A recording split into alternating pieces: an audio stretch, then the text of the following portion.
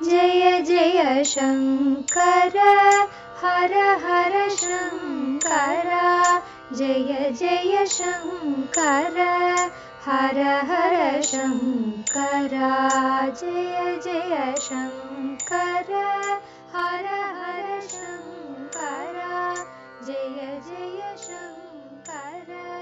பொது வாழ்க்கை தெய்வத்தின் குரல் 4ஆம் பாகம். உத்தரமேரூர் உத்தம தேர்தல் முறை. தார்மீக நிர்வாகத்தின் முதுகெலும்பு. அபேட்சகராகப்பட்டவர்கள் வாரியம் செய்தொழித்த பெருமக்களுக்கு ஆத்ம பந்துக்கள் அல்லாதவராக இருக்க வேண்டும் என்பது கடைசி ஷரத்து. அதாவது சபை மெம்பர் ஒவ்வொருவரும் ஏதாவது ஒரு கமிட்டியில் அங்கம் வகிப்பார் என்று சொன்னேன் அல்லவா? இவர்களைத்தான் வாரியம் செய்தவர் என்பது. எல்லா மெம்பருமே ஏதோ ஒரு விதத்தில் வாரியம் செய்தவர்தான்.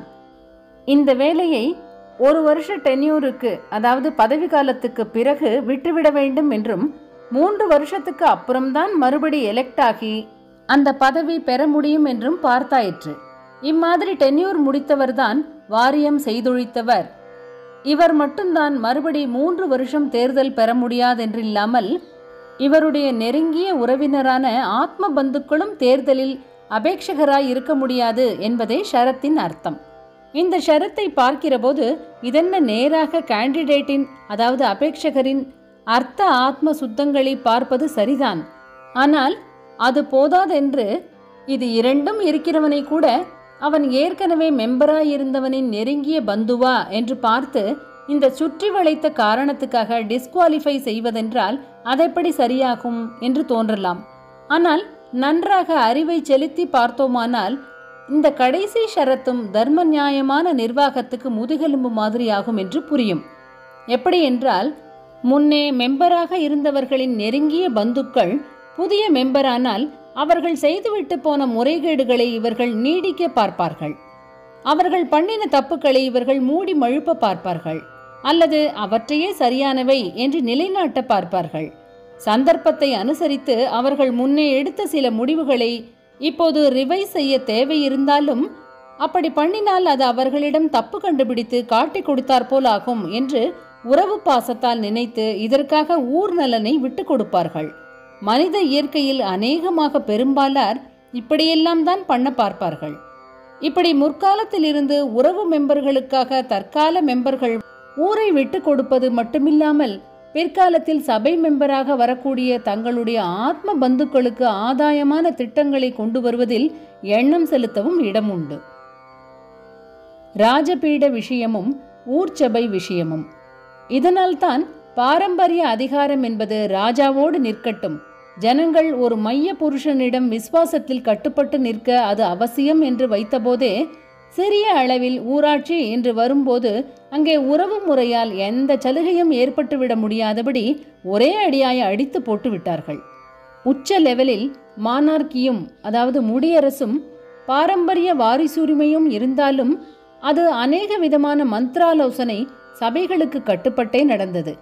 மனு தர்மாதி சாஸ்திர நூல்களுக்கு கட்டுப்பட்டே மந்திராலோசனை சபை முடிவுகள் பண்ணும். அடிப்படை சட்டம் ராஜா தன்னிஷ்டப்படி போடுவதல்ல. எந்த ராஜா ஆண்டாலும் தர்ம சாஸ்திரங்கள், அர்த்த சாஸ்திரம், நீதி சாஸ்திரம் ஆகியனதான் அடிப்படை சட்டம். அதன் மேல் ராஜா இடம் பொருள் ஏவலை அனுசரித்து புது ரூல்கள் கொஞ்சம் போடலாம், அவ்வளவுதான்.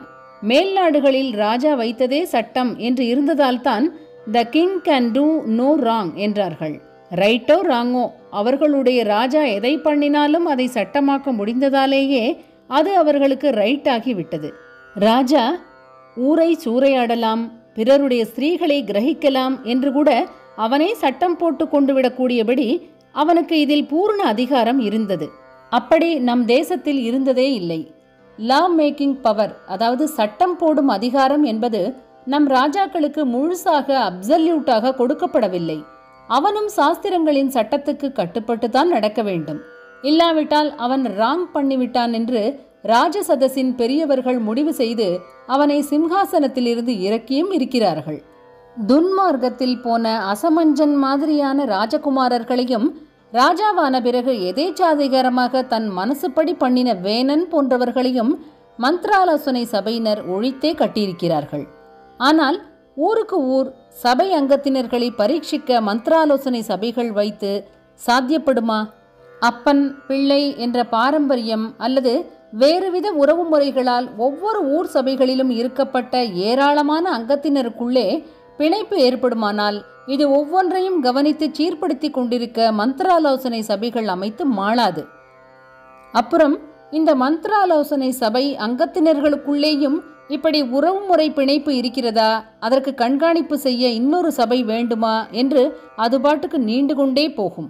அதனால்தான் உச்ச லெவலில் ஹெரிடிட்டரி மானார்கி, அதாவது பாரம்பரிய முடியரசு என்று வைத்த போதிலும் கீழ் லெவலில் ஊராட்சியில் கிராம ஆட்சியில் இப்படி கூடவே கூடாது. அப்பன் பிள்ளை என்று மட்டுமில்லாமல் மற்ற கிட்டத்து உறவுக்காரர்கள் கூட மெம்பர்களாக தேர்ந்தெடுக்கப்பட இடம் தரக்கூடாது என்று விதி செய்திருக்கிறார்கள்.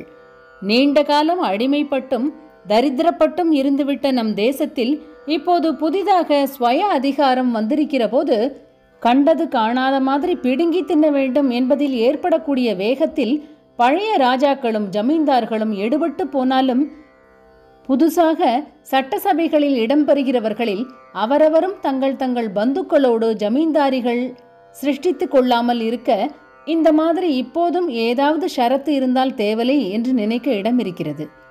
அந்த நாள் ராஜா விஷயம் மாதிரி இல்லை, இந்த நாள் மந்திரிகள் முதலானவர்களின் விஷயம். ராஜகுமாரர்களும் ராஜ குடும்பத்தில் உள்ள முக்கியஸ்தர்களான ராஜ பந்துக்களும் பரம்பரையாக பெரிய பொசிஷன்களில் இருந்து வந்திருப்பவர்களாகவே இருப்பார்கள்.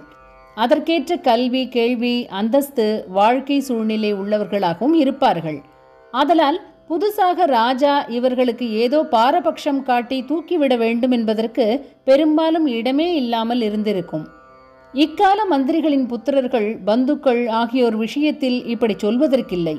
பொருளாதாரம் சமூக அந்தஸ்து முதலானவற்றில் ரொம்பவும் சாமான்யமாக இருக்கப்பட்ட ஒருவர் இப்போதைய தேர்தல் முறையினால் மந்திரியாகி திடீரென்று செல்வம் செல்வாக்கு ஆகியவற்றில் பெரிய உயர்வு பெற முடியும். இப்படிப்பட்டவர்களின் உறவினர்கள் எப்படி இருப்பார்கள்?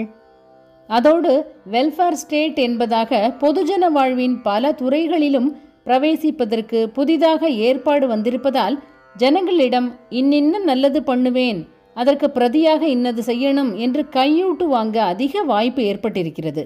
இன்ன மாதிரி நீ செய்யாவிட்டால் உன் தொழிலையோ இன்னொன்றையோ கெடுப்பேன் என்று மிரட்டி தனக்கு கட்டுப்பட்டிருக்குமாறு பண்ணவும் இப்போதைய புதிய ஏற்பாட்டில் அதிக இடம் இருக்கிறது.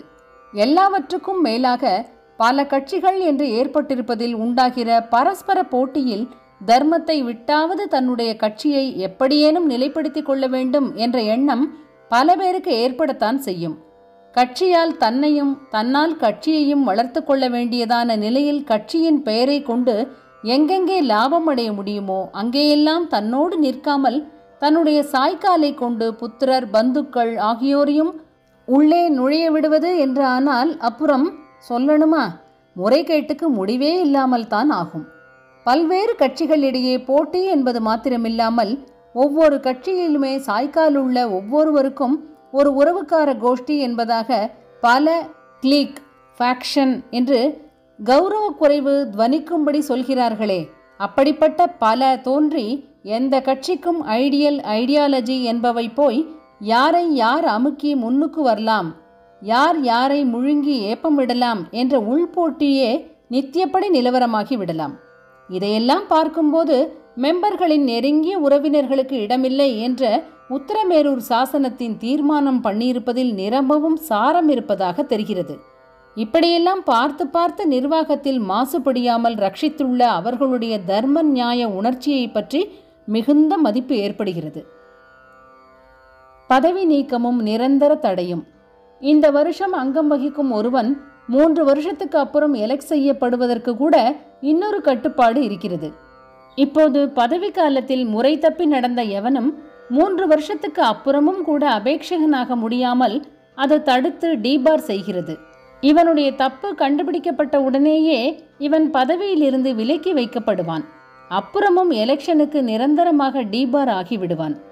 ஏதோ 1 வருஷத்தில் மெம்பராயிருப்பவன் சரிவர கணக்கு காட்டியிராவிட்டாலோ, தப்பு கையெழுத்து போட்டிருந்தாலோ, வேறே குற்றம் செய்திருந்தாலோ உடனே டிஸ்மிஸ் ஆகி அப்புறமும் எலெக்ஷனுக்கு டிஸ்குவாலிஃபை ஆகி விடுவான். அதாவது அபேட்சகனாகும் தகுதி இழந்து விடுவான். ஜெய ஜெய சங்கர. ஹர ஹர சங்கர. மகா பெரியவா சரணம். जय जय शङ्कर हर हर शङ्कर जय जय शङ्कर हर हर शङ्कर जय जय शङ्कर हर हर शङ्कर.